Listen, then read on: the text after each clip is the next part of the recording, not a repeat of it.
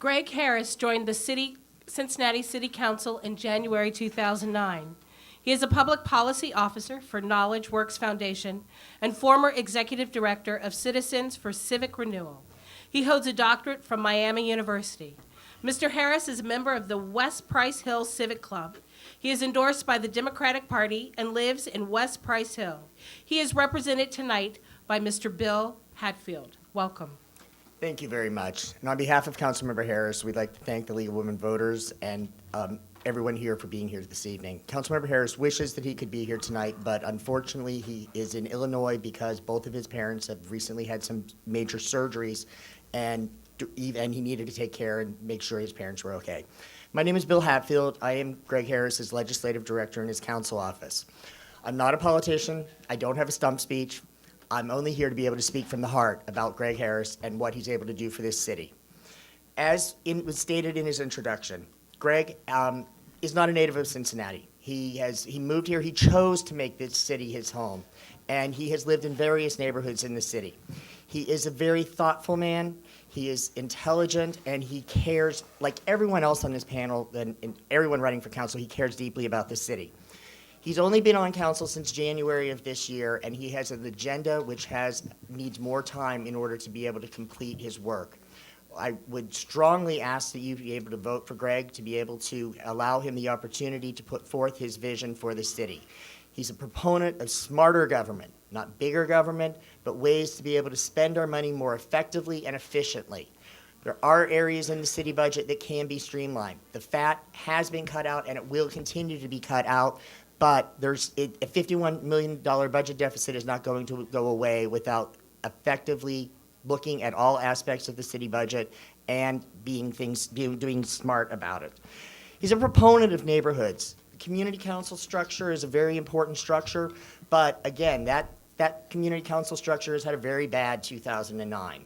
The city did, through the NSP process, has done a disservice to the community councils this year, and Mr. Harris feels that we definitely need to address changes on that issue. Downtown development is key to anything. Councilmember Harris is a big proponent of the streetcar program.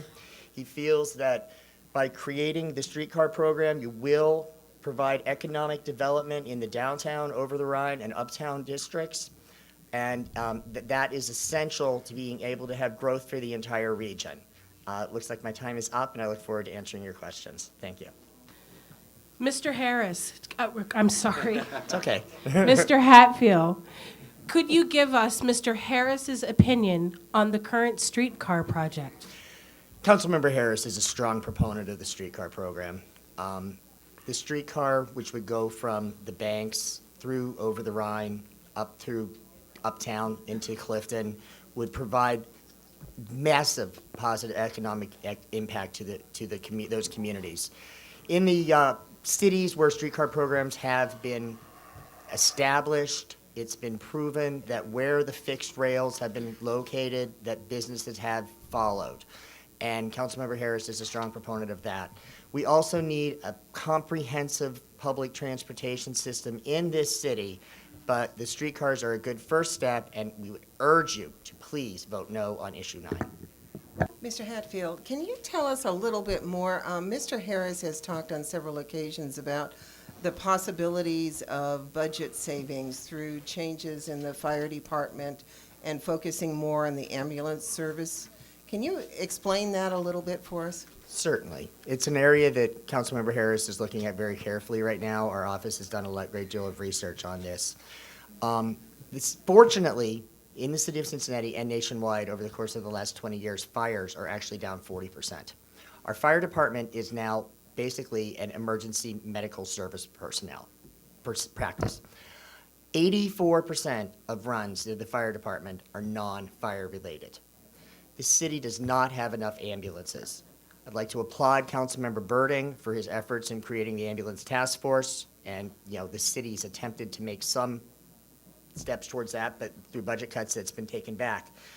The city has less ambulances than many other cities. For instance, Canton, Ohio, which is a city much smaller than Cincinnati, has 17 ambulances, where the city of Cincinnati only has 10? This is a very complicated question. I'm sorry I'm out of time. But we are definitely looking into ways to be able to streamline and make the fire department much more efficient.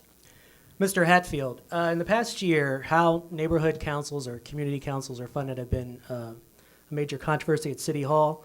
Do you believe they should be funded, or the funding for those councils should be administered internally at City Hall or externally through a private contractor? Thank you, Mr. Osborne. That's a difficult question, and Councilmember Harris has conflicted views on this point.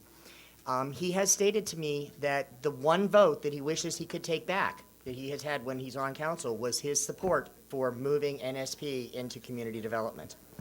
It has proven to be ineffective in 2009 for the communities. Our neighborhood councils have gone months at the beginning of this year without being able to get any funds available to them. And it's inexcusable. It's October, and there are still issues with councils who have requested funds back months and months and months ago, and they've been unable to have those funds released. Community development has proven to be ineffective in doing this job. Councilmember Harris's fear, however, if we switch it back to invest in neighborhoods or some other organization, is that we produce new turmoil. The last thing we want to do to these community councils is switch the system and have problems again in 2010. It's a very tough issue. Thank you. Yeah. Mr. I'm Hatfield, I'm he's sorry. Harris. Can you please Vote give, Harris.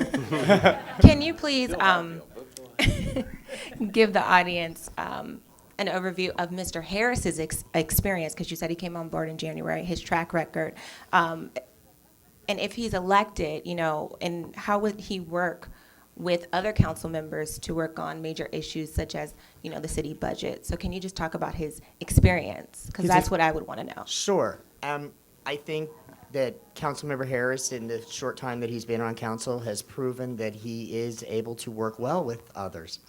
He has been he's currently part of the majority on council. It's a simple fact. Everyone knows that. Council members Qualls, Thomas, Cole, Crowley, and Harris were the ones who crafted the budget.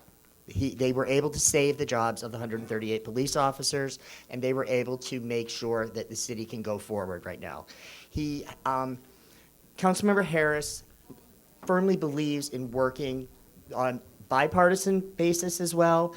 He had an issue that he proposed with Councilmember Giz a few months ago with regard to electronic monitoring units. Unfortunately, it did not pass, but it was an issue that showed that he's able to work with others across the aisle.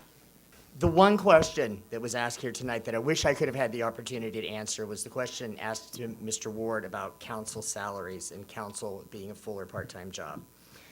The charter may declare that council is a part-time job, but trust me, it is a full-time commitment. Greg Harris is committed to this city. He's committed to council. He's committed to helping the residents of the city. He's only had a short time to be able to put his platform together and to be able to look towards streamlining and making our government more efficient. The city needs people like Councilmember Harris on council, and you, the voters, are the ones who can keep him on council, not to mention it keeps me having a job. Thank you very much.